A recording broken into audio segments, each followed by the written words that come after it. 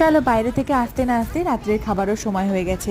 হোটেলে এসে দেখি সবাই বসে পড়েছে, তো আমরা বসে পড়েছি। আর আজকে রাতের স্পেশাল মেনুতে ছিল ফ্রাইড রাইস আর চিকেন কষা, তার সঙ্গে স্যালাডও ছিল। আর আমরা চারজন একসঙ্গেই খেতে বসেছি। চলো তাড়াতাড়ি করে খাওয়া দাওয়া কমপ্লিট করে আবার ব্যাগ প্যাক করতে হবে। রাতে সেটা করতে পারিনি, সকাল সকাল উঠে ব্যাগ প্যাকিং করেছি, আর যেটা দুজনের পরবো ড্রেস বের করে নিয়েছি। আর স্নান করে আসতেই দেখছি বাইরে প্রচন্ড বৃষ্টি হচ্ছে, একদম ওয়েদারটা ভীষণ ঠান্ডা ঠান্ডা হয়ে গেছে। আর রুমে এসে দিয়ে গেল গরম গরম চাটা খেয়ে রেডি হয়ে নিলাম। আর আমরা এখন হোটেল থেকে বেরিয়ে যাচ্ছি, কারণ আমাদের প্যাকেজ আজকেই শেষ হয়ে যাবে। আর ব্যাগপত্র নিয়ে আমরা যাচ্ছি এখন বোটের দিকে।